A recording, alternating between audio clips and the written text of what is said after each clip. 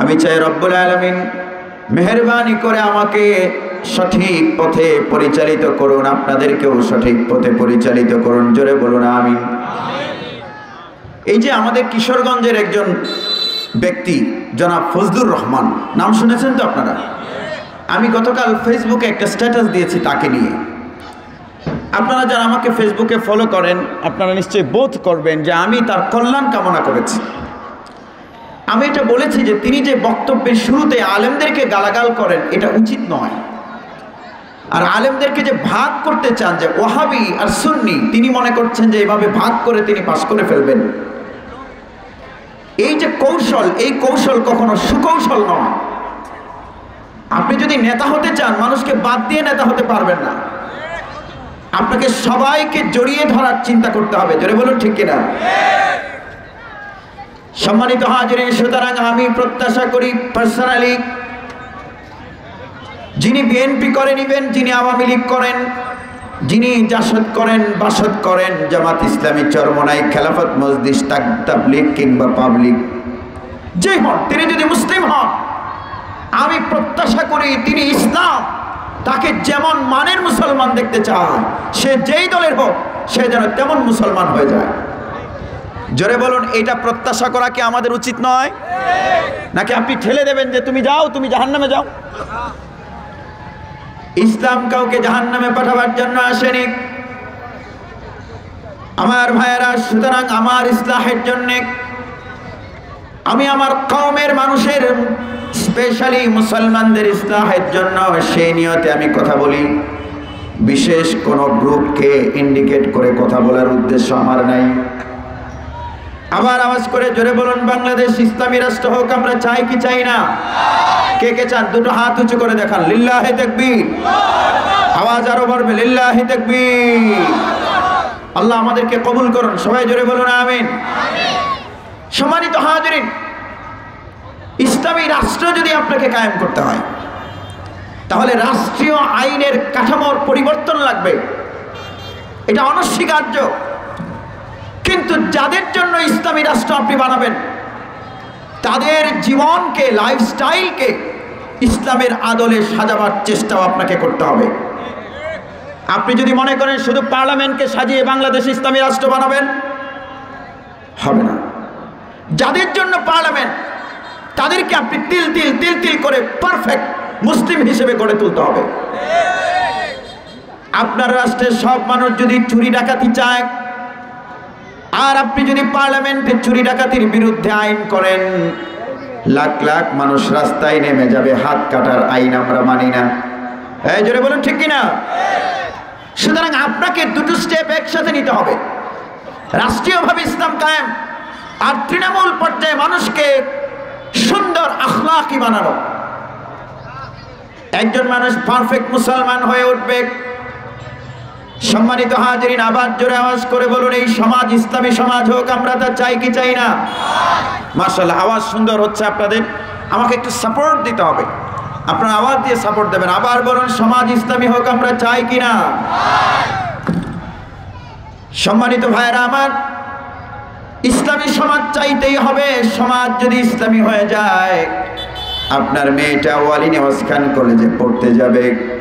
ওয়ালি নেওয়াজ খান কলেজে যখন পড়তে যাবে আপনার কোনো টেনশন হবে না, মেয়ের সম্ভ্রম লুটে নেওয়ার মতো আতঙ্ক সমাজে থাকবে না। আমার ভাইয়েরা, দারিদ্র থাকবে না। দারিদ্র নিয়ে এখানে আমি কথা বলেছিলাম, কোরআন কিভাবে বাংলাদেশকে দারিদ্র মুক্ত করবে যাকাতের মাধ্যমে। সম্মানিত হাজিরিন, গোয়াল ঘরে গরু রেখে তালা দিতে হবে না, চুরি থাকবে না। রিয়েলি এমন একটা সুন্দর সমাজ, এই সমাজটা এমন সুন্দর হয়ে যাক, আমরা রিয়েলি আসলে চাই কিনা? আসলে চান? শুধু হাত তুললে হবে না, you have to do something. আপনার করণীয় আছে। সেই করণীয় শুধু মিছিল নয়, সেই করণীয় শুধু ইসলামী দলের পোস্টার লাগানো নয়, সেই করণীয় হচ্ছে তৃণমূল পর্যায়ে মুহাম্মদুর রাসূলুল্লাহ সাল্লাল্লাহু আলাইহি ওয়াসাল্লামের আদর্শে মানুষের জীবন পরিচালনার শিক্ষা মানুষকে দেওয়া। এর আগ পর্যন্ত ইসলামী রাষ্ট্র যদি আপনি গঠন করেন টেকসই হবে না। এখানে অনেক শিক্ষিত গুণী গুণী জ্ঞানীগুণী লোকজন আছেন, আমার বক্তব্যের সাথে ডিফার করতে পারেন, ভিন্নমত পোষণ করতে পারেন, বাট এই রাষ্ট্রের একজন ক্ষুদ্র নাগরিক হিসেবে, ইসলামের একজন সামান্য ছাত্র হিসেবে আমার অ্যানালাইসিস হলো, যদি রাষ্ট্রকে ইসলামী বানাতে হয় তাহলে মণিপুর ঘাটের প্রত্যেকটি নাগরিককে পারফেক্ট মুসলিম বানাবার চেষ্টা আমাদের করতে হবে। কারণ রাষ্ট্রকে আপনি ইসলামী রাষ্ট্র বানাবেন মানুষের জন্যে। ভাইরা আমার, কিশোরগঞ্জের কোন বাজারে কি রাতের বেলায় পাহারাদার বসে? আছে? জোরে বলুন, আছে না নাই? এই পাহারাদার বসিয়ে আপনি এই বাজারের নিরাপত্তা নিশ্চিত করতে পারবেন না। পাহারাদার একদিকে পাহারা দেবে, আরেক দিকে চুরি হয়ে যাবে যদি রাষ্ট্রের জনগণকে আপনি ভালো বানাতে না পারেন। সেজন্য আমাদের একই সাথে দুটো জিনিস লাগবে, একটি হলো রাষ্ট্রীয়ভাবে ইসলাম কায়েম, আরেকটি হলো তৃণমূল পর্যায়ে মানুষের জীবনে রাসূলুল্লাহ সাল্লাল্লাহু আলাইহি ওয়াসাল্লামের সুন্নাহ আনা। আপনারা কি কথা বুঝতে পেরেছেন? এই দুটোর যখন সমন্বয় হবে তখন রাষ্ট্র পারফেক্টলি ইসলামী রাষ্ট্র হবে। আমার ভাইয়েরা, এখন একটা সুন্দর সময় চলছে, আমরা কিন্তু সবাই এখন স্লোগান দিচ্ছি ইসলামী রাষ্ট্র চাই। আবার জোরে আওয়াজ করে বলুন, আমরা চাই কি চাই না? চাইলে আমার আখলাকে, আমার লেনদেনে, আমার চলাফেরায় ইসলাম আছে কিনা এটা আমাকে চিন্তা করতে হবে। শুধু রাষ্ট্রীয় পর্যায়ে কায়েমের স্লোগান নয়, ব্যক্তি পারিবারিক জীবনেও রাসূলুল্লাহ সাল্লাল্লাহু আলাইহি ওয়াসাল্লামের সুন্নাহ আমাকে আনতে হবে।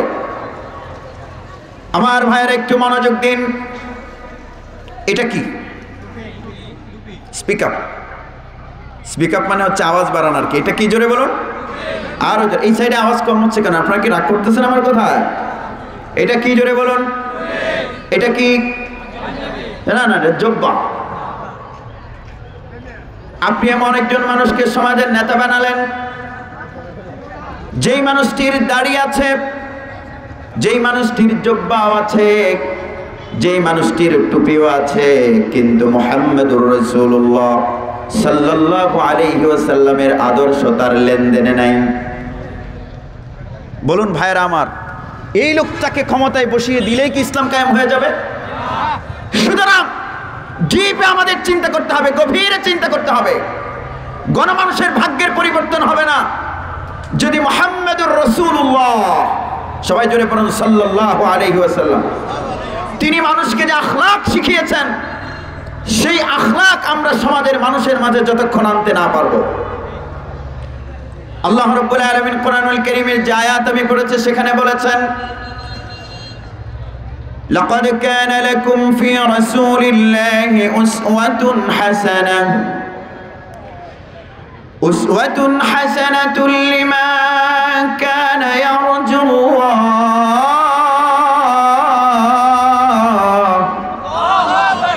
ইয়ারজুল্লাহ ওয়াল ইয়াওমাল আখির ওয়া যাকারাল্লাহ কাসীরা। আল্লাহ বলছেন, লাকাদ কানা লাকুম ফি রাসূলিল্লাহ, নিশ্চয়ই তোমাদের জন্য রয়েছে আমার রাসূলে, আল্লাহর রাসূলে রয়েছে উত্তম আদর্শ। আমাদের জীবনকে সাজাতে হবে রাসূলুল্লাহ সাল্লাল্লাহু আলাইহি ওয়াসাল্লামের আদর্শ অনুযায়ী। এই জীবনকে কি অনুযায়ী সাজাতে হবে? কার আদর্শ অনুযায়ী? আপনি না ইসলামী সমাজ চান? ইসলামী সমাজটা হবে কে? আপনি যদি গরু চুরি নিজে করেন, এই মণিপুর ঘাটের 500 মানুষের 300 জন যদি গরু চুরি করে, সমাজ ইসলামী হবে না। 300 জন যদি সুদে জড়িত থাকে, সমাজ ইসলামী হবে না। সুতরাং মিছিলের পাশাপাশি, পোস্টারের পাশাপাশি আখলাকের পরিবর্তন লাগবে। আমার ভাইয়েরা, কেস স্টাডি আপনাদেরকে শোনাই। এই সময়টা এখন খুবই গুরুত্বপূর্ণ। গত জুমায় আমি কয়েকজন মুসল্লিদেরকে বললাম যে আপনারা কে কে ফজরের নামাজের পরে কি কি দোয়া পড়ার সুন্নাহ, কে কে বলতে পারবেন?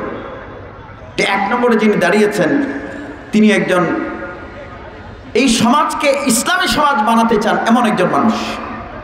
আমার খুব ভালো লেগেছে, আমি এটা অ্যাপ্রিসিয়েট করলাম, ভালোটা আগে বললাম।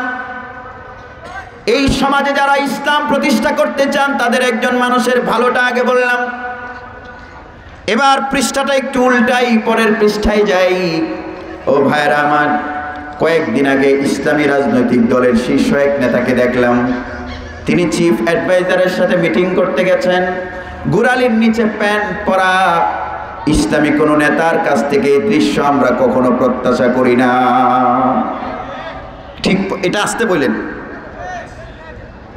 আপনি ইসলাম কায়েম করবেন, কেন আপনার গোড়ালির নিচে প্যান্ট থাকবে? হ্যাঁ জোরে বলুন, গোড়ালির নিচে প্যান্ট পরা সগীরা গুনাহ না কবিরা গুনাহ? শুধু টেলিভিশনের সামনে বক্তব্য দিলে হবে না, শুধু আপনার গঠনতন্ত্র প্রণয়ন করলে হবে না, আপনার আখলাক ইসলাম লাগবে। আমার ভাইয়েরা, কয়েকদিন আগে ঢাকার এক ব্যবসায়ী, তিনিও ইসলাম কায়েম হোক, সেটা আমাদের ফল্ট কোন জায়গায় দেখুন, ফল্টটা কোথায়? শেকড়ে হাত দিতে হবে আমাদের। লাইফস্টাইল যদি আপনার ইসলামী না হয়, আপনাকে দিয়ে ইসলাম প্রতিষ্ঠিত বাংলাদেশে হবে না।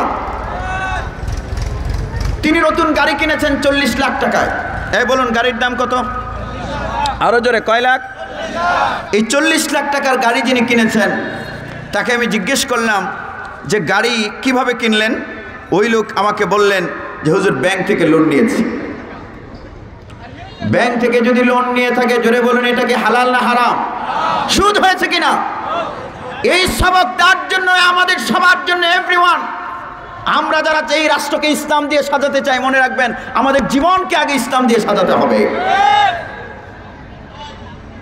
আমি খুব ব্যথিত হলাম। আমার ওই দিনী ভাইকে আমি প্রশ্ন করলাম, ভাই আগের যে গাড়িটা ছিল সেটাতে কি সমস্যা ছিল? তিনি বললেন হুজুর গাড়িটা লাক্সারিয়াস না। ওই গাড়িটার দাম ছিল 8-10 লাখ টাকা, এখন তিনি কিনেছেন 40 লাখ টাকা। সম্মানিত হাজিরিন, আমি খুব ব্যথিত হলাম। কেন আপনাকে লাক্সারিয়াস গাড়ির জন্য সুদি লোনে যেতে হবে? জোরে আওয়াজ করে বলুন, আপনারা সুদ সগীরা গুনাহ না কবিরা গুনাহ? আল্লাহ সরাসরি বলেছেন, ফাইল্লাম তাফআলু ফাযানু বিহারবিন মিনাল্লাহি ওয়া রাসূলিহি। তোমরা যদি সুদ না ছাড়ো, যারু মা বাকিয়া মিনার রিবা, যদি না ছাড়ো আল্লাহ এবং তার রাসূলের সাথে যুদ্ধের এলান করে দাও। একটু আওয়াজ করে বলুন, আমরা যারা রাষ্ট্র ইসলামী চাই, নিজেদেরকে সুদ থেকে বিরত রাখার দরকার আছে না নাই? আদর্শ লাগবে মুহাম্মদুর রাসূলুল্লাহ। মুহাম্মদুর রাসূলুল্লাহ সাল্লাল্লাহু আলাইহি ওয়াসাল্লাম, জোরে পড়ুন। মাশাআল্লাহ, লোক বাড়ছে। এই কথা দিলের কান দিয়ে শুনবেন। আমি এই টার্গেটে কথা বলছি না যে কিছু ভাই রাগ করবেন, আগামী বছর আমার দাওয়াত দিবেন না, এই চিন্তায় আমি কথা বলছি না।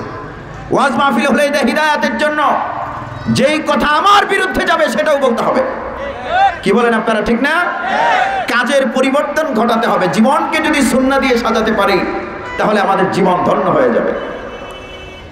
সম্মানিত হাজিরিন, ইসলাম আমাদেরকে যেমন মানের নাগরিক বানাতে চায়, তেমন মানের নাগরিক আমাদের হতে হবে। আবু বকর ঘর থেকে বেরিয়েছেন না খাওয়া, ওমর বেরিয়েছেন মসজিদে নববীতে গেছেন দুজনে।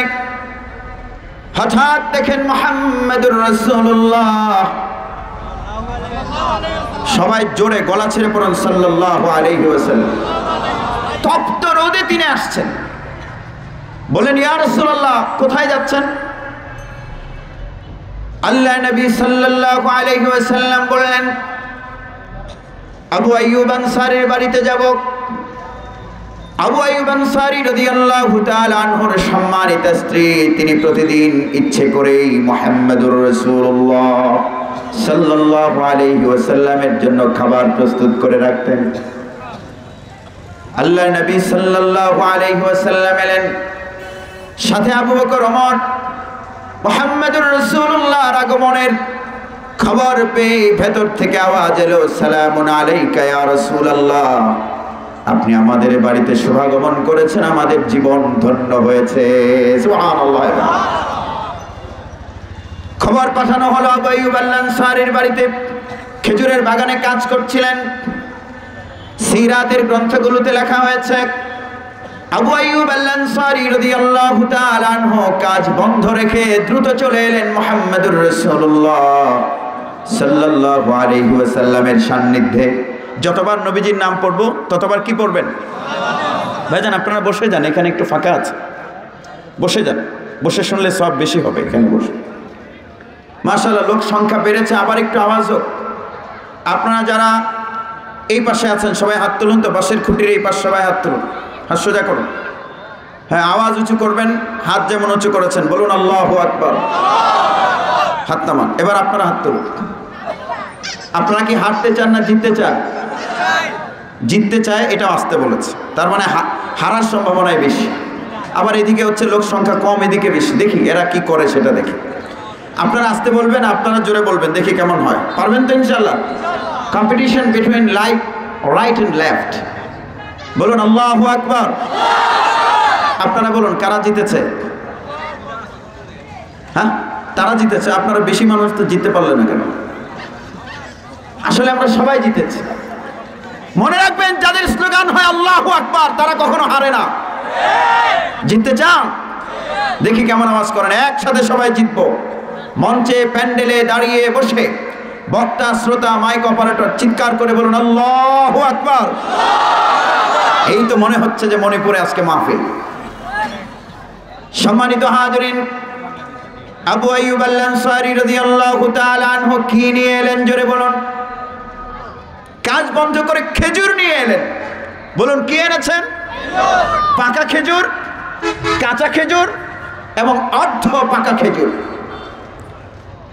আল্লাহ নবী সাল্লাল্লাহু আলাইহি ওয়াসাল্লাম বললেন, আবু আইয়ুব কাঁচা খেজুরগুলো কেন আনলে? আবু আইয়ুব আল আনসারী মুহাম্মদুর রাসূলুল্লাহ সাল্লাল্লাহু আলাইহি ওয়াসাল্লামের চেহারার দিকে তাকিয়ে বলছেন, ইয়া রাসূলুল্লাহ, আপনার হাতে যে কি বরকত সেটা আমি হিজরতের দিনে দেখেছিলাম। খাবার এনেছিলাম দুজনের জন্য। আপনি আপনার পবিত্র হাত যখন সেই খাবারের থালায় ঢুকিয়ে দিয়ে বলেছিলেন বন্টন করতে, দুজনের খাবার আমি 18 জনের মাঝে বন্টন করেছিলাম। আপনার হাতের বরকতে সেই খাবার ফুরায় নাই। এরপরে আরো এসেছে 180 জন। এই ঘটনা শুনে সিরাত ইবনে হিশামে লেখা হয়েছে, দুজনের খাবার 200 জন খেয়েছেন, খাবার ফুরায় নাই।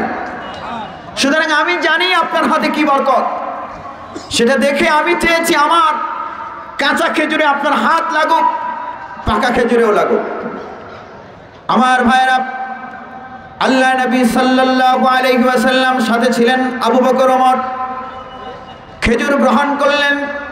আবু আইয়ুব আল আনসারী পৃথিবীর শ্রেষ্ঠতম মেহমান মুহাম্মদুর রাসূলুল্লাহ সাল্লাল্লাহু আলাইহি ওয়াসাল্লামের জন্য ছাগল জবাই করে ভুনা করলেন। সুবহানাল্লাহ বলবেন না? আমাদের বাড়িতে যদি মুহাম্মদুর রাসূলুল্লাহর আগমন হতো, এটা যদি সম্ভব হতো, আমাদের তো ছাগল নয়, আমাদের প্রাণ রাসূলের কদম মোবারকে কুরবান হতো। সম্মানিত হাজিরিন, রিমেইন সিটেড, বসে থাকুন।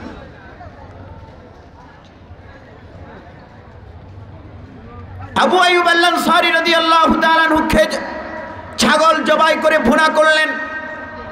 মুহাম্মদুর রাসূলুল্লাহ, হ্যাঁ জোরে বলুন, আবু বকর এবং ওমর তারা গোশত দিয়ে খেয়েছেন।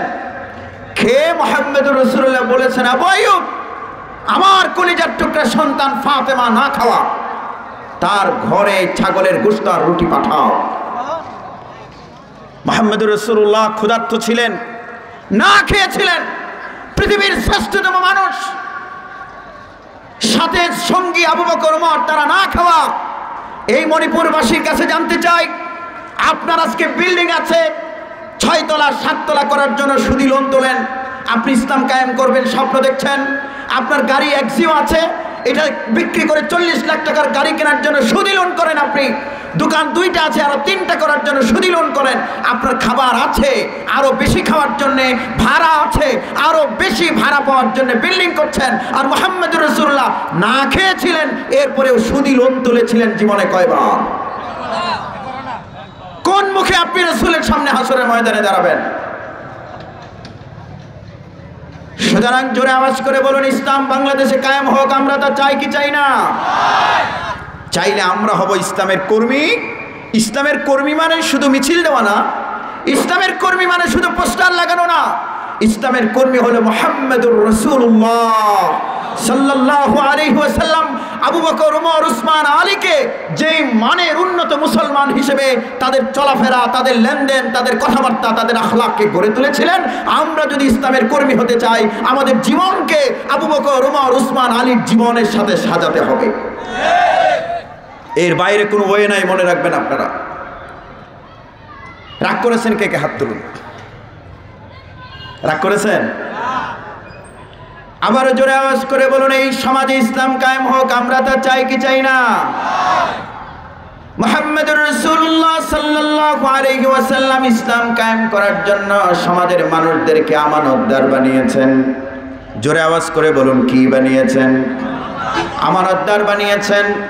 ইফ ইউ আর এ মুসলিম, আপনি যদি মুসলিম হন তাহলে শুধু দাড়ির পরিবর্তন নয়, শুধু টুপির পরিবর্তন নয়, আপনার লেনদেনের পরিবর্তন করতে হবে।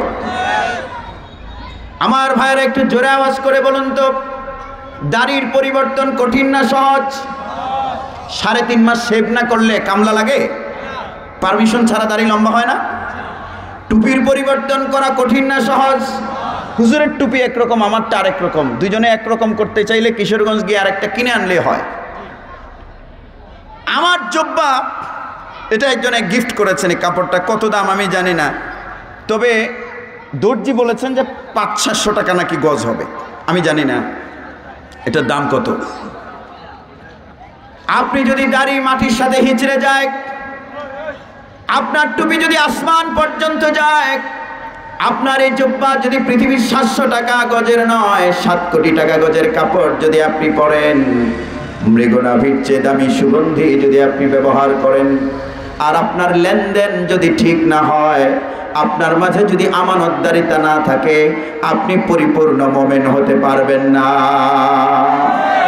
সুতরাং রাষ্ট্র যারা ইসলামী চান তাদেরকে 1 নম্বরে আমানতদার হতে হবে। আমানতদার, নেতৃত্বের জন্য আমানতদারিতা ইজ মাস্ট। যেই লোকের কাছে বোনের হক নিরাপদ না, যে ইসলামী দলের নেতার কাছে ভাইয়ের হক নিরাপদ না, সে যদি মন্ত্রী হয় তার কাছে গমের ত্রাণের গম আর টিন, ঢেউটিন কখনো নিরাপদ থাকবে না। আপনারা কি আমার কথায় রাগ করেছেন? আমাদের সবার জন্য, ইনক্লুডিং মি, আমাকে সহ সবার জন্য সবক। আজকের এই সমাজে নাই কি আমানতদারিতা নাই? মসজিদ কমিটির সভাপতি মসজিদের শুক্রবারের জুমার দিনে দান বাক্সে যে টাকা ওঠে, সেই টাকা সভাপতির কাছে রাখা হয়েছে।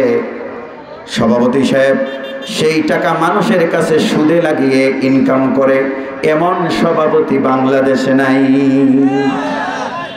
আমানতদারিতা, বোনের হক ঠকায়। আপনি মনে রাখবেন, এই রাষ্ট্র যদি কল্যাণ রাষ্ট্র বানাতে হয়, এই রাষ্ট্রকে যদি ইসলামী রাষ্ট্র বানাতে হয়, এই সমাজকে যদি সোনার সমাজে করতে হয়, তাহলে এমন নাগরিক তৈরি করতে হবে যেই নাগরিকেরা রাষ্ট্রীয় ক্ষমতা পেলে জনগণের মাল আত্মসাৎ করবে না, দুর্নীতি তো করবে না, বরং কারো টাকা যদি রাস্তায় পড়ে থাকে সেই টাকার মালিককে খুঁজে বের করে তাদের ঘরে পৌঁছে দেবে। এমন আমানতদার নাগরিক যদি তৈরি করতে পারেন, বাংলাদেশের মানুষের ভাগ্যের পরিবর্তন ঘটে যাবে। সম্মানিত হাজিরিন, আমার সংক্ষিপ্ত কথা এই পয়েন্টে আমি শেষ করতে চাই। মুহাম্মদুর রাসূলুল্লাহ, সবাই জোরে পড়ুন সাল্লাল্লাহু আলাইহি ওয়াসাল্লাম। আমার কথাতে বোধহয় আপনারা আজকে রাগ করছেন নাকি, যে ওয়াজ বেশি সুবিধার হচ্ছে না? শুনেন, ওষুধ যেটা পারফেক্ট, মাঝে মধ্যে কিন্তু সেটা তিতা হয়। এখন যদি রোগীরা না খাওয়ান তাহলে কিন্তু রোগ ভালো হবে না। আমি চাই আপনারা স্লোগান দেন, আমি চাই আপনারা মিছিল করেন, আমি চাই আপনারা ব্যানার লাগান, আমি চাই আপনারা পোস্টার লাগান। আমার কোনো দ্বিধাবোধ নেই। আমি চাই ইসলাম কায়েম হোক, কিন্তু আমি চাই রাষ্ট্রীয়ভাবে ইসলাম কায়েমের পাশাপাশি তৃণমূল পর্যায়ে, ব্যক্তি পর্যায়ে ইসলাম কায়েমের চেষ্টাটাও যেন আমরা করি। আমরা যারা ইসলামকে রাষ্ট্রীয়ভাবে প্রতিষ্ঠিত করতে চাই, তারা যেন নিজেরা কতটা আমানতদার এটা যেন চিন্তা করি। আমার কর্মীকে পোস্টার লাগানোর ট্রেনিং নয়, পাশাপাশি আমানতদারিতার প্রশিক্ষণও তাকে দিতে হবে। তিল তিল তিল তিল তিল তিল তিল তিল করে গড়ে তুলবেন। যেই লোকটা শীর্ষ নেতৃত্বে যাবে সে হবে সবচেয়ে বেশি আমানতদার। এরকম নেতৃত্ব যখন এই জাতি তৈরি করবে তখন এই রাষ্ট্র মদিনার রাষ্ট্রের মতো হবে। সম্মানিত হাজিরিন, মুহাম্মাদুর রাসূলুল্লাহ, একদম গলা ছেড়ে পড়ুন মুহাম্মাদুর রাসূলুল্লাহ। এই যে ভাই, আপনি কি বিক্রি করছেন? বসুন বসুন, বসে যান, বসে যান, বসুন, বসে যান, আর নড়বেন না। হ্যাঁ, আপনি ভালো কাজ করেছেন, কিন্তু এটা কেনা বেচার জায়গা না। আল্লাহ নবী সাল্লাল্লাহু আলাইহি ওয়াসাল্লাম ছিলেন আমানতদার। মানুষকে আমানত শুধু শেখাননি, নিজে আমানতের প্রতীক হয়ে পৃথিবীবাসীকে দেখিয়েছেন কিভাবে আমানতদারিতা রক্ষা করতে হয়। সেই রকম আমানতদার আমাদের হতে হবে। যদি না হই, এই রাষ্ট্রে ইনসাফ প্রতিষ্ঠিত হবে না। আল্লাহ নবী সাল্লাল্লাহু আলাইহি ওয়াসাল্লাম হিজরত করে গিয়েছিলেন কোথায়? জোরে আওয়াজ করে বলুন, হিজরত করে কোথায় গিয়েছিলেন? কোত্থেকে গিয়েছিলেন? মক্কা থেকে যখন মদিনায় হিজরত করে গেলেন, পরিস্থিতি কতটা ক্রিটিক্যাল ছিল। ইসলাম আমাদেরকে কোনটা শেখাতে চায়? আপনি যদি এই সমাজে ইসলাম প্রতিষ্ঠিত করতে চান, রাসূলুল্লাহ সাল্লাল্লাহু আলাইহি ওয়াসাল্লামের আদর্শ আপনার মধ্যে লাগবে। ও নারীরা, পুরুষেরা, যুবকেরা, শিশুরা, সবাই যদি আমরা রাসূলুল্লাহ সাল্লাল্লাহু আলাইহি ওয়াসাল্লামের আদর্শে আদর্শবান হই, এরপরে সম্ভব ইসলাম প্রতিষ্ঠিত হবে। আমার ভাইরা, মক্কা থেকে মুহাম্মাদুর রাসূলুল্লাহ সাল্লাল্লাহু আলাইহি ওয়াসাল্লাম হিজরত করে যাচ্ছেন। এই যাওয়ার সময়টা this moment was very critical. যখন ওহী নাজিল হলো, বুখারী শরীফের হাদিসে এসেছে, খাদিজাকে যখন এসে বললেন রাসূলুল্লাহ সাল্লাল্লাহু আলাইহি ওয়াসাল্লাম যে আমি গুহায় ধ্যান করছিলাম, আলোকিত হয়ে গেল চারিধার, আকাশে আমি মানব আকৃতি দেখতে পেলাম। তারপর আমাকে বললে ইকরা। আমি বললাম আনা বিকারিন, I could not read, I can not read, আমি তো পড়তে পারি না।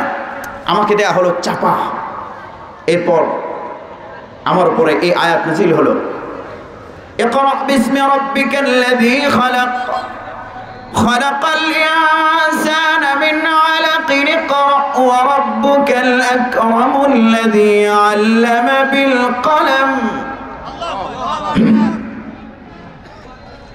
খাদিজা বলেছেন, আমার প্রিয়তম স্বামী, কাল্লা ওয়াল্লাহি লা ইউখজিকাল্লাহু আবাদা, আল্লাহ আপনাকে অপমানিত করবেন না। বিকজ ইন্নাকা লাতাসিলুর রাহিমা, আপনি তো আত্মীয়তার বন্ধন রক্ষা করেন। এই আকাশের নিচে জমিনের উপরে আপনার মতো ভালো মানুষ নাই। আমরা কতটা ভালো মানুষ কারা বেশি বলতে পারবে? বলতে পারবে কারা? আমি কয় নম্বরের বক্তা এটা আমার ওয়াইফ জানে। ফজরের নামাজ আর তাহাজ্জুদ আমার কয় দিনের লেনদেন, আমার কতটা ঠিক আছে আপনারা বলতে পারবেন না, আমার ওয়াইফ জানে। খাদিজা বলছেন, মুহাম্মদ সাল্লাল্লাহু আলাইহি ওয়াসাল্লাম আপনার মতো ভালো মানুষ এই পৃথিবীতে নাই, সুতরাং আপনার কাছে ভূত আসেনি, পেতনি আসেনি। আমি সাক্ষ্য দিচ্ছি আপনার কাছে যিনি এসেছেন তিনি আল্লাহর পক্ষ থেকে সত্যি সত্যি বার্তাবাহক, আপনি নবী হয়েছেন। আমি খাদিজা আপনার নবুয়তের উপর ঈমান আনলাম। খাদিজা ফার্স্ট মুসলিম। খাদিজাতুল কুবরা আরেকটু এনশিওর হওয়ার জন্য গেছেন ওয়ারাকার কাছে, ওয়ারাকা ইবনে নাওফেলের কাছে গেছেন। ওয়ারাকা বৃত্তান্ত শুনে চিৎকার করে বলছেন, খাদিজা তোর জীবন ধন্য হয়ে গেছে। বলুন আল্লাহু আকবার। আমি যে বলেছিলাম, মাইসারা এসে বলছিল যে ব্যবসা করার সময় ছায়া দিচ্ছে মেঘ, আমি তোরে বলছিলাম না যে মুহাম্মাদের যদি খেদমত করতে পারিস তোর জীবন ধন্য হয়ে গেছে। আমি যা দেখেছিলাম তা সত্য হয়েছে। ওয়ারাকা বললেন, খাদিজা আমি তো অন্ধ মানুষ, মুহাম্মদকে আমি চোখে দেখতে পারবো না, আমি যদি একটু ছুঁয়ে দেখতে পারতাম। আমাকে একটু মুহাম্মদকে একটু আমার কাছে নিয়ে আসবে। আল্লাহ নবী সাল্লাল্লাহু আলাইহি ওয়াসাল্লাম গেছেন, সব বৃত্তান্ত বললেন। ওয়ারাকা ইবনে নাওফেল হাদিসের কিতাবগুলোতে লেখা হয়েছে কাদ আমিয়া, অন্ধ হয়ে গিয়েছিলেন, বয়স অনেক হয়ে গিয়েছিল। তিনি মুহাম্মদুর রাসূলুল্লাহ সাল্লাল্লাহু আলাইহি ওয়াসাল্লামের এই ঘটনা শুনে বললেন, মুহাম্মদ আমি যদি সেদিন বেঁচে থাকতাম যেদিন মক্কার লোকেরা আপনাকে নবুয়তের কারণে তাওহীদের কারণে মক্কা থেকে বের করে দেবে, আমি যদি সেদিন জীবিত থাকতাম আমি ওয়ারাকা বলিষ্ঠভাবে আপনার পাশে দাঁড়িয়ে যেতাম। বুখারী শরীফের হাদিসে বলা হয়েছে আল্লাহ নবী সাল্লাল্লাহু আলাইহি ওয়াসাল্লাম তখন বলেছেন আওয়া মুখরিজিয়াহুম, আপনি বলছেন কি এরা আমাকে এখান থেকে বের করে দেবে? তো আমার মাতৃভূমি মক্কা, আমার কাবা আমার। তার মানে তিনি মক্কা ছাড়তে চাইছিলেন? জোরে বলুন, মক্কা ছাড়তে চাইছিলেন? হিজরতের রাতে ফালতাফাতা রাসূলুল্লাহ সাল্লাল্লাহু আলাইহি ওয়াসাল্লাম ইলা মক্কাতা, মক্কার দিকে ঘাড় ঘুরে তাকিয়ে বলেছিলেন, হে মক্কা, আমাকে যদি মক্কার অধিবাসীরা জোর করে বের করে না দিত, আল্লাহর নির্দেশ না হলে আমি তোমাকে ছেড়ে যেতাম না। জোরে আওয়াজ করে বলুন তাহলে আল্লাহর নবী সাল্লাল্লাহু আলাইহি ওয়াসাল্লামের মক্কার প্রতি টান ভালোবাসা ছিল কি ছিল না? সেই ভালোবাসা ছিন্ন করতে হচ্ছে ক্রিটিক্যাল মোমেন্ট। সেই সময়েও আমানতের কথা তিনি ভুলে যাননি। ওই ক্রিটিক্যাল সময়ে ভয়ঙ্কর পরিস্থিতিতে মক্কাবাসী তার কাছে যে আমানত রেখেছিল, সেই আমানতের টাকাগুলো মক্কার মানুষের কাছে হাতে হাতে পৌঁছে দেওয়ার জন্য আলীকে তিনি রেখে যেতে ভুলে যাননি। আপনাকে আমাকে এমন আমানতদার হতে হবে, জীবন চলে যাবে কিন্তু আমানতের খেয়ানত হবে না। এই আপনারা কি রাজি আছেন? এই বোনের হক ঠকানো যাবে, ভাইয়ের হক। এইরকম আমানতদারিতে যখন নিজেদের মাঝে আনবো তখন ইনশাআল্লাহ এই রাষ্ট্র শান্তির রাষ্ট্রে পরিণত হবে। আমানতদারিতা লাগবে। এই মেসেজটুকু আপনাদের কাছে দিয়ে আমার বক্তব্য শেষ করতে চাই। আমাদের জীবনকে সাজাতে হবে মুহাম্মদুর রাসূলুল্লাহর আদর্শ দিয়ে। কার আদর্শ দিয়ে? এই মুহাম্মদুর রাসূলুল্লাহ সাল্লাল্লাহু আলাইহি ওয়াসাল্লামের আদর্শের মৌলিক একটা জায়গা হলো আমানতের ব্যাপারে সর্বোচ্চ সতর্ক থাকা। তিনি সেটা জীবন চলে যাচ্ছে সেই সময় আমানতের খেয়ানত করে। তিনি তো এটা চিন্তা করতে পারতেন, তোরা আমাকে এলাকা থেকে বের করে দিচ্ছিস, তোদের এই রাখা আমানত আমি নিয়ে চলে যাই, সেটা চিন্তা করেননি। বরং কিভাবে তাদের কাছে পৌঁছে দেওয়া যায় সেই চিন্তা করেছেন। আমরা যারা এই সমাজকে নিরাপদ চাই, আমাদেরকে তেমন আমানতদার হতে হবে। আপনারা কি আমানতদার হতে রাজি আছেন? আল্লাহ নবী সাল্লাল্লাহু আলাইহি ওয়াসাল্লাম বলেছেন, লা দীনা লিমান লা আমানাতা লাহু, যার আমানত নাই তার দিন নাই। দিন মানে কি? আমরা দিনদার হতে চাই কি চাই না? সুতরাং আপনার শুধু টুপি থাকলে আপনি দিনদার হতে পারবেন না। আপনার শুধু নামাজ থাকলে আপনি দিনদার হতে পারবেন না। হ্যাঁ, টুপি লাগবে, নামাজ লাগবে, দাড়ি লাগবে, পাশাপাশি আমানতদারিতাও লাগবে। আমরা আমানতদার হব। আপনারা কি রাজি আছেন? আর সন্তানদেরকে তিল তিল তিল তিল করে আমানতদার হিসেবে গড়ে তুলবেন। যদি রাষ্ট্রকে সোনার রাষ্ট্রে পরিণত করতে চান, বাচ্চাদেরকে নিয়ে we have to make a plan. আমাদেরকে একটা প্ল্যান করতে হবে আমাদের বাচ্চাদের নিয়ে। এই তুমি দাঁড়াও তো, এই বাচ্চাটাকে দাঁড় করান, দাঁড়াও। তোমার নাম কি? দিন ইসলাম, মাশাআল্লাহ। এই সবাই বলুন তো এই বাচ্চাটার নাম কি? আমার আলোচনা 2-3-4 মিনিট চলবে। 4 মিনিট, আমার প্রত্যাশা অনুযায়ী 4 মিনিট। দিন ইসলাম, বয়স কত? 9 বছরে এই দিন ইসলামদেরকে আপনাকে টার্গেট করতে হবে। টার্গেট করে তাদেরকে দিন শেখাতে হবে, তাদের অন্তরে পরকালের বিশ্বাস দিয়ে দিতে হবে। আজকে 9 বছরের দিন ইসলামকে যদি আপনি জানান, তুমি যদি কখনো অন্যের হক নিয়ে যাও, দুর্নীতি করো, তাহলে পরকালে আল্লাহর সামনে তোমাকে দাঁড়াতে হবে। এই বিশ্বাস নিয়ে দিন ইসলাম যখন বড় হবে, আজ থেকে 21 বছর পর সে যখন একজন ইনকাম ট্যাক্স অফিসার হবে, রেলওয়ে টিকিট মাস্টার হবে, তার অন্তরে যদি আপনি তাকওয়ার পাহারা বসিয়ে দিতে পারেন, এই ছেলেটা দুর্নীতি করবে না। আর তখনই এই রাষ্ট্র আমানতদারিতার রাষ্ট্র সোনার রাষ্ট্রে পরিণত হবে। জোরে আওয়াজ করে বলুন তাহলে বাচ্চাদেরকে দিন শেখানোর দরকার আছে না নাই? এই পয়েন্টে একটা কথা বলে আমি শেষ করি। আমরা সোনার রাষ্ট্র চাইলে নিজেদেরকে আমানতদার হতে হবে, আমাদের সন্তানদেরকে আমানতদার বানাতে হবে। অ্যাটেনশন প্লিজ, মনোযোগ দিয়ে শুনুন। যে দিনই শিক্ষায়, যে কোরআনের শিক্ষা মানুষকে আমানতদার বানায়, এটার একটা প্রমাণ দিয়ে বক্তব্য শেষ করব। বাংলাদেশ ব্যাংক একটা স্টেটমেন্ট দিয়েছে কয়েকদিন আগে, প্রায় 5 লাখ কোটি টাকা খেলাপি ঋণ বাংলাদেশে। কত কোটি টাকা? 5 লাখ টাকা না, 5 লাখ কোটি টাকা খেলাপি ঋণ। খেলাপি ঋণ মানে কি? ব্যাংক থেকে টাকা তুলে নিয়েছে বিত্তশালীরা, শিল্পপতিরা। সব শিল্পপতি খারাপ না, সব বিত্তশালী খারাপ না। টাকা তুলে নিয়ে ফ্যাক্টরি একটাতে রাতের বেলায় লাগিয়ে দিয়েছে আগুন। ছোট ফ্যাক্টরিতে মালামাল বের করে, ইন্স্যুরেন্স ছিল, বলেছে আমার ফ্যাক্টরি পুড়ে গেছে, টাকা দেওয়া লাগে না। উল্টা টাকা পাইছে সরকারের কাছ থেকে, এই জনগণের টাকা। সম্মানিত হাজিরিন, হাজার হাজার লাখ লাখ কোটি টাকা খেলাপি ঋণ বাংলাদেশ ব্যাংক বলছে। এবং এই বিগত সরকারের পতনের পর আমরা দেখেছি বেরিয়েছে যে সালমান এফ রহমান, বেক্সিমকো, এরা নামে বেনামে ব্যাংকগুলো থেকে টাকা নিয়ে ফতুর করে ফেলেছে। জোরে বলুন ঠিক কিনা? কেন করেছে? কারা করেছে? বিত্তশালীরা করেছে, যাদের টাকার অভাব ছিল না। আমার ভাইয়েরা গাড়ি ছিল, বাড়ি ছিল, বৃত্ত ছিল, মিল ফ্যাক্টরি ছিল। জনগণের সম্পদ লুণ্ঠন না করলে না খেয়ে থাকতো না, এটা তারা জানে। কিন্তু তাদের অন্তরে তাকওয়া ছিল না, আল্লাহর ভয় ছিল না। এই কারণে জনগণের টাকা নিয়ে গেছে।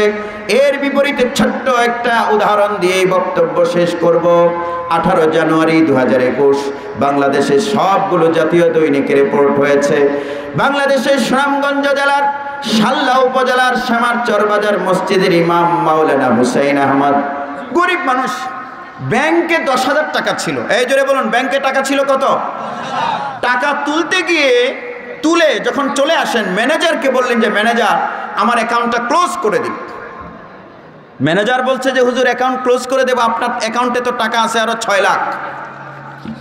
হুজুর তো চোখ বড় করে বললেন যে বলো কি, আমি তো টাকা রাখিনি, এই টাকা আমার না। বলছে না হুজুর, সেটা তো আমরা জানি না, টাকা রেখে ক্লোজ করবো কেমনে? টাকা নিয়ে যান, তাহলে ক্লোজ করে দেই। আমার ভাইয়েরা, শাল্লার শ্যামারচর বাজার মসজিদের ইমাম, যেহেতু তিনি ভাটি অঞ্চলের একটা মসজিদের ইমামের বেতন অন্তত মাসে 5 লাখ টাকা তো হবেই নাকি? 5 কোটি। তাহলে ওই শিল্পপতির তো ইনকাম 5 কোটি, 20 কোটি, তাতেও পেট ভরে না, কারণ তাকওয়া নাই, পরকালের ভয় নাই। জনগণের টাকাগুলো নামে বেনামে লোন নিয়ে, এই টাকাগুলো নিয়ে ব্যাংকে ফতুর করে, রাষ্ট্রকে ফতুর করেছে। আর শ্যামারচর বাজার মসজিদের ইমাম, মাদ্রাসার ছাত্র, কোরআনওয়ালা, হাফেজ, মাওলানা, তিনি ম্যানেজারকে গিয়ে বললেন 5,000 টাকা বেতন পান, এই ডাল আনলে চাল আনতে পারেন না, চাল আনলে তেল আনতে পারেন না। তিনি ম্যানেজারকে গিয়ে বললেন, ম্যানেজার এই টাকার মালিক তো আমি না, এই টাকা আমি নেব না। জোরে বলুন আল্লাহু আকবার। ব্যাংকের ম্যানেজার বলছেন ওদের সমস্যাটা কি? আপনি তো ইচ্ছা করে নেন নাই। হুজুর বললেন এই টাকার মালিক আমি না। ম্যানেজার দিল ফতোয়া, বলল হুজুর জায়েজ আছে, লয়ে যান গা। কি আছে? বাসে যাচ্ছি আমি, শেরপুর যাব, তো এক মহিলার সাথে সিট দিয়েছে আমাকে, আমি দাঁড়িয়ে দাঁড়িয়ে যাচ্ছি। বাসের কন্ডাক্টর এসে ফতোয়া দিয়েছে, হুজুর বইয়ে পড়ুন, জায়েজ আছে। এইরকম ফতোয়া দেওয়ার লোক বাংলাদেশে আছে না নাই?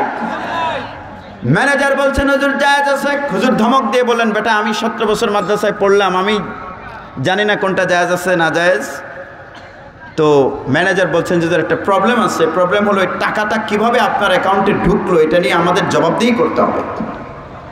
মাওলানা হুসাইন আহমদ সাহেব বললেন, ম্যানেজারের সামনে ঠায় দাঁড়িয়ে বললেন, ম্যানেজার শোনো, এই টাকা যদি তুমি ফেরত নাও তাহলে তোমার চাকরি চলে যায়, সেই ভয় করছো? তোমার চেয়ে ভয় আমার বেশি।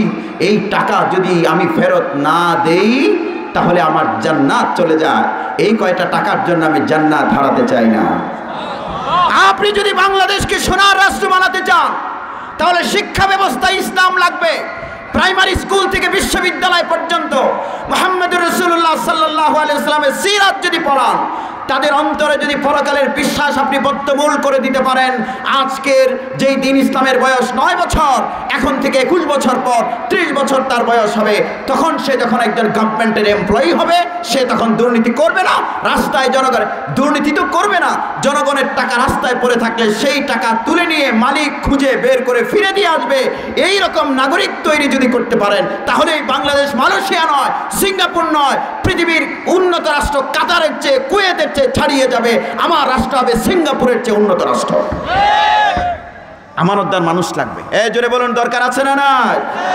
আপনারা রাসূলুল্লাহ সাল্লাল্লাহু আলাইহি ওয়াসাল্লামের সিরাত বাচ্চাকে পড়ান, জীবনী পড়ান। আপনার পাঠ্য তালিকায় কেন ইসলাম থাকবে না?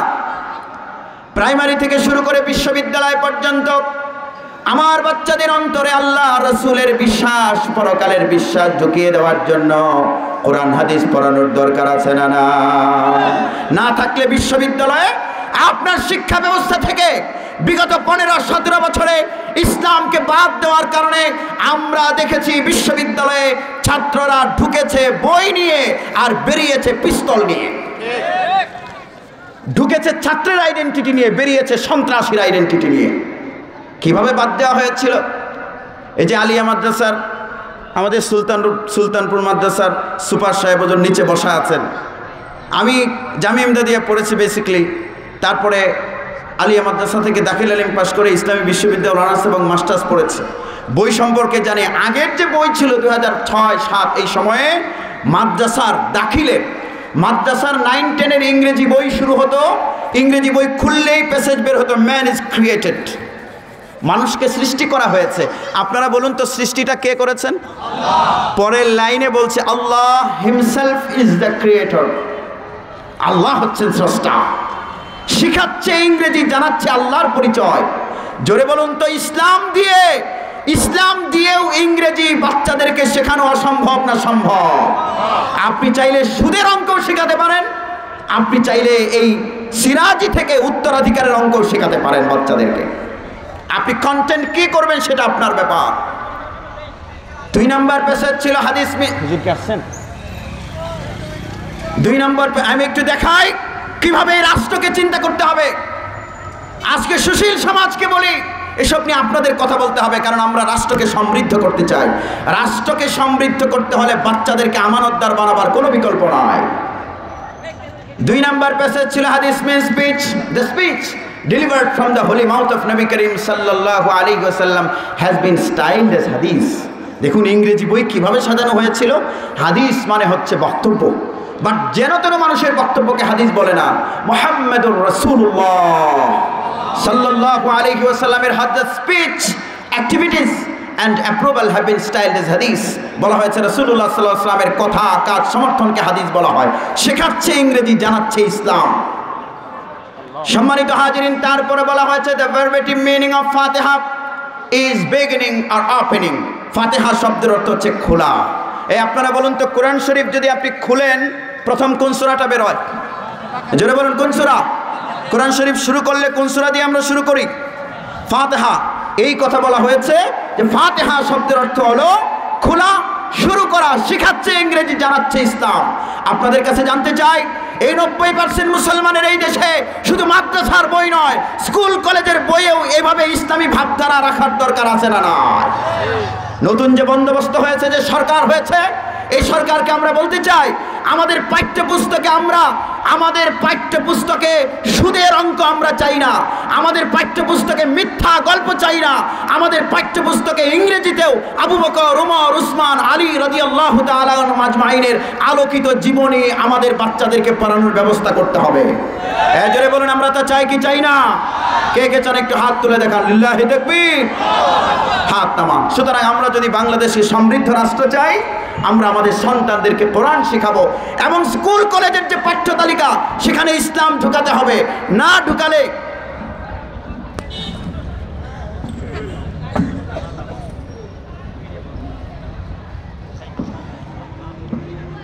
আমার মাদ্রাসায় পড়ে, আমার হিসেবে মাদ্রাসায় পড়ে 8% ছাত্র। বলুন কয় পার্সেন্ট? বাকি আছে কত পার্সেন্ট?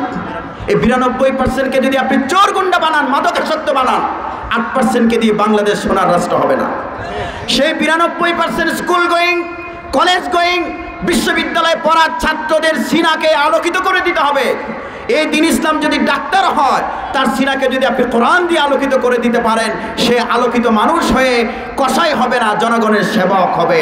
এই জন্য আমরা চাই বাংলাদেশে, নতুন বাংলাদেশে যে বন্দোবস্ত হয়েছে, সেই বাংলাদেশে পাঠ্যপুস্তক প্রণয়ন করার আগে কলেজের, স্কুলের ক্লাস 10-এর 11th, আপনার 12 যেসব একাদশ দ্বাদশ শ্রেণীতে যে বই হবে, সেই বই লেখার আগে বাংলাদেশের আলেমদের মতামত সরকারকে নিতে হবে।